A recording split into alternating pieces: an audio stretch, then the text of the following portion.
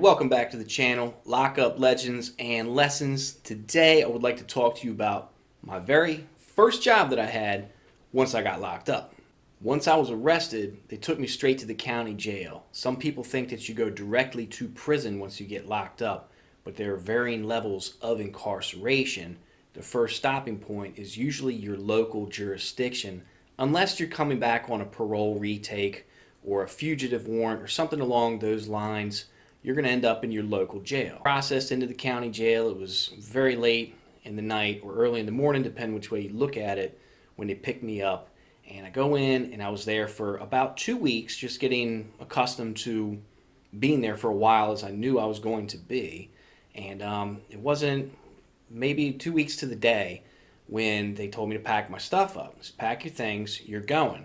I didn't know what that meant. I had no idea. I was a little apprehensive because I didn't know if I was getting released. I didn't see that coming. Usually when they tell you to pack it up, you're being released. So I was very confused, grabbed my things, and I went out with a kind of a look of hesitation on me. And they didn't tell me where I was going until I got put in the van. They said, "You're going to another jail." And they moved me to another county for reasons because I had co-defendants in the jail, and I think that they were worried about us getting our stories together. Whatever it was, they just wanted us split up because there was a lot of charges that were getting tossed around and thrown around at this point.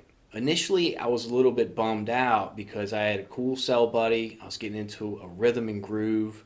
I had a whole miniature routine kind of established, and it looked like it would have been smooth sailing as far as that goes. Hindsight is 20/20, and looking back, I realized it was such a good move for me to get placed into another jail because there's a lot more freedom, and there's a lot more opportunity for me to do things in there. In the first county jail I was in, you don't get work. You're stuck on the tier. You don't get any kind of trustee position, as they would call it, until after you're sentenced.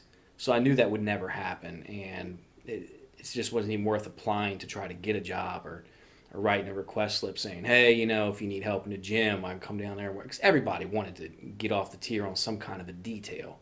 With detail comes a little bit more freedom, a little bit more privilege. Sometimes you might get extra food. Might even take you out into the Sally Port for a smoke at that point. And this was different times when they still had tobacco up to their discretion to degrees in certain places. And so everybody wanted a piece of that pie. But you couldn't just go and get a job until you had been sentenced. And with me, I knew I had a long, drawn-out court process ahead of me, so that wasn't going to happen where I was at. The next jail I went to, however, didn't have that policy, and it was up to their discretion. Fortunately, I knew a guy who worked in the kitchen. So this guy I knew was able to flex his muscle just a little bit and say, "Hey, man, this guy is a young kid, he just wants to work." And they had a position open, so I got hired into the kitchen. Now, the kitchen detail where I was at was a really good job.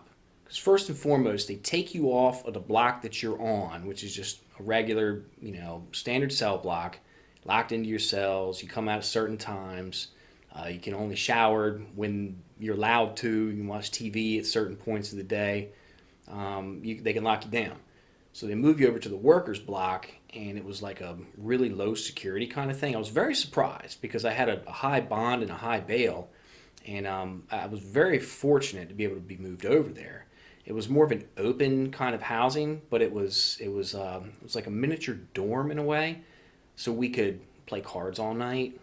You could go out and watch the one TV. They would leave it on, so we could watch that at nighttime. Just keep it down, not wake everybody up.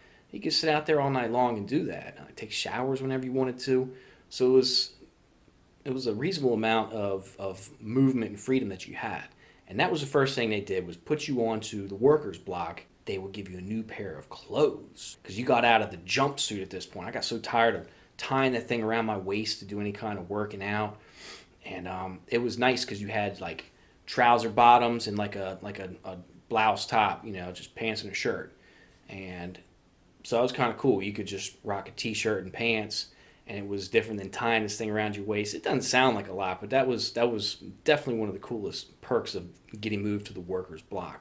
At this point, I'm already surprised that I'm able to get work, and it's not like they're paying you. I think they might have given us a couple bucks a week or something like that, towards your commissary. It wasn't much, but it was, when you worked in the kitchen, you got fed. You got worked too. I mean, you really, really earned your food. I mean, we're working 6 days a week, all 3 shifts. And there was maybe, I don't know, about a dozen guys. They had a couple outside cooks that would come in, like correctional officers that was their detail. And they would come in and wear their full baker's whites kind of thing. And they had the full authority, just like a correctional officer would. And they would exercise if they had to. But for the most part, they're pretty cool. They'd work with you. They'd come in and say, all right, this is what we're making today. We're doing this on the menu. They pull the food out.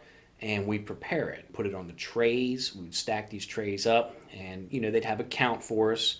This many go to this tier, this many go to this block, and we got this many going into seg. And we would just get all these food carts prepared with the trays, and we'd take them around, distribute them. Now, after the jail was fed, then we could go back and we'd make our own food, and we could load these plates up and pretty much eat as much as you could handle. Most jail food is not good, but this place actually was known for having pretty good food. Like I said, hindsight's 20/20. Getting moved to this place was the best thing that could have happened to me for my first year being locked up. Right after we get done eating, we'd send out a couple of guys, and all the guys on the blocks, they would come around and they would have their trays stacked up, and they would just kind of push them out and they'd load them onto the cart for us. And off we go to the next place. We just collect all the dirty trays. A couple of us would be on like tray detail where we'd scoop them up. The rest of the guys would be cleaning up in the kitchen, getting prepared for the next shift. It was actually a pretty solid amount of teamwork that went into it. There wasn't a whole lot of discord in there because we all got done faster, and then we could just go back and do whatever we had to do at that point. Or you might have a visit coming, and you want to go get cleaned up for it. And it was pretty cool because the guys worked together, so we got a lot done. So we go out, pick the trays up, come back, and me being the low man on the totem pole, I was the dish dog, and I ended up doing dishes in there for a long time. And I didn't mind it, to be honest, because I didn't have to work with anybody else, and it was just kind of just something I would do, just keep busy, keep my hands busy. Because at this point, I got a lot on my mind. I got a lot of charges I'm facing. I'm looking down the barrel of a lot of years in maximum security prison, and I know it. So I'm just trying to keep my mind and my body busy at this point. And it was a very industrial setup. So I would just wash dishes, and that was something I would do just to stay busy, because you can't do push-ups all day long. You can only read so much. There's only so many things you can do before you get tired of it. And this was a good escape for me mentally. I would just sit there and just crank them out. I'd hand wash the pots and pans, or I'd go and I'd get all the trays and I'd spray them out, run them through the washer dryer machine, and send them back, dry them out, stack them for the next shift. And I worked pretty hard at it, so they liked that. They liked the fact that I was like working really hard, but I wasn't doing it for them. I was doing it for me, and it ended up coming with like basically a minor promotion, which was kind of unheard of for a guy in my situation. So this promotion that I'm talking about, I mean, it's not like you're making any more money. It's a little bit more freedom and privilege. So what happened was they had a work release tier connected to this jail, and it was separate from the rest of the whole institution that we were in, this county jail. Now, we could holler at these guys from the workers block through the windows, and they could holler back to us, but they were separated. So they go out for work in the daytime, come back, and they basically would stay nights and weekends at the jail. So they'd have work release trays. We'd make extra trays for the guys that were coming back on work release, because they're still getting fed. Not everybody's eating at Burger King, KFC, or getting pizzas or tacos or whatever when they're on the streets. Some guys are just going out and coming back. Now, these guys were allowed to smoke openly inside their tier, which we thought was the coolest thing. Like, I was still smoking tobacco back then, and it was hard to kick that habit.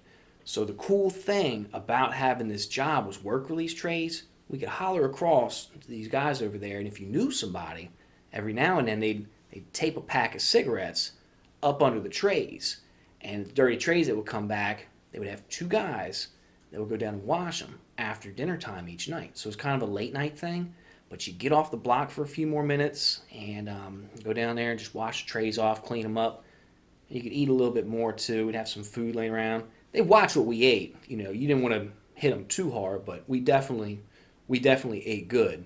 So the cool thing about it was the cigarettes had to go through the work release guy.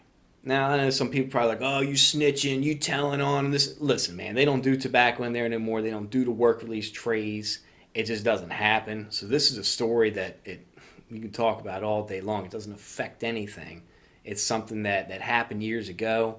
It's not happening anymore. So nobody's getting thrown under the bus here.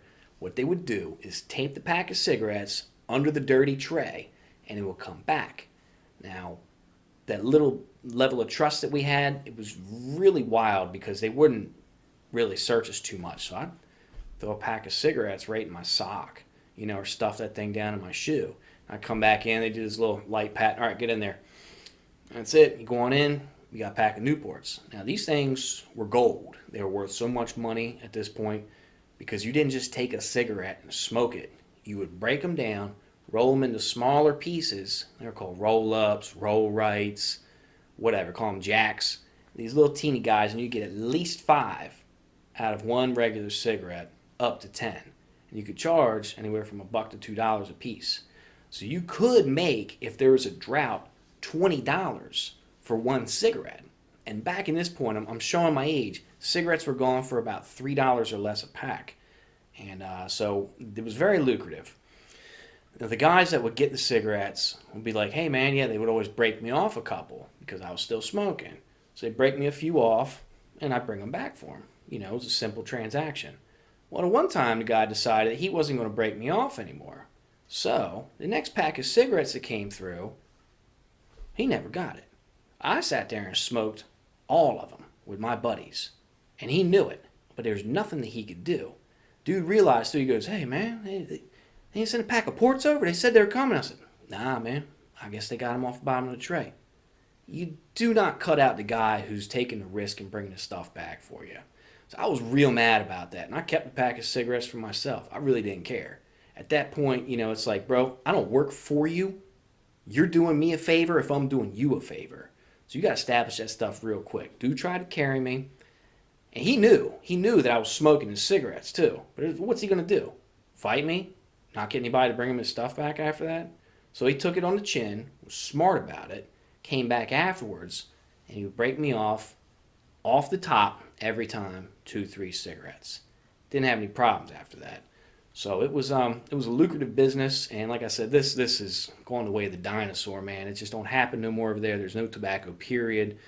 And they've been checking the trays since, I think, a year after I left, because I was talking to guys down there. They said, man, they figured it out. But until they did, we were exploiting it, man. We really were. We were getting as much tobacco as we could over there. And sometimes they'd even send other stuff over. I'm not even going to get into that, but anything that could get taped to the bottom of the tray could come over. And if it came, it came. If it got caught, sometimes it would. You'd have certain guards that would really check the trays. Like, they would know if like XYZ guard was on, then don't send him over because he's going to check. But then you had certain ones, they didn't care. They were there to punch a clock, go home, and use the gym afterward at nighttime, shoot hoops and lift weights. You know what I mean? So they were just there to get a paycheck, and they were not being super cop like some of them. And so it was, like I said, it was pretty lucrative. It worked out, and I learned a lesson from that, having to flex a little bit on a guy, you know what I mean, who didn't want to break me off. I guess he thought I was just going to start doing it for free or something. But anyway, yeah, I put him in my sock. There was no boothing, no keystering. There was nothing in my, how Deadpool say it, nothing in my prison wallet. So I always thought that was funny. I never heard that one when I was locked up. So that's prison wallet's pretty funny. I like that. But I never had to use it. That's pretty much the gist and the story of my first jailhouse job that I had. Working in the kitchen, had some good perks, able to get some better digs, nice clothes you could put on, nice clothes. This is all relatively speaking, obviously. And better sleeping conditions. We could watch TV at night. And it was pretty cool. I got real lucky. I was not going to be able to do that at the first county jail I was in. And what I thought was a bad thing when I got moved, actually turned out to be like a ridiculous blessing in disguise. I'll never forget the guy who got me into that position. It was very cool of him. I was super appreciative, and he didn't have to do that for me, but he did. And him having the benefit of experience, I was able to learn some stuff from him. And that kind of ties into the wise man doesn't get himself into what the smart man has to get himself out of. So I would sit back and listen to a lot of the things that this guy had been through. And he told me a couple tips that actually helped me out when I went through into prison later on. There's a few things that I could have learned the hard way, but I listened to what he said and I would see the trouble coming and I would just kind of prepare for it in advance and either avoid it or tackle it the right way. Prison is political. It really is. You got to know how to walk, talk, and what to do, what not to do. Sometimes the benefit of another man's mistakes can save you from having to go down that road. So that's why I do like to say it. The wise man doesn't get himself into what the smart man has to get himself out of.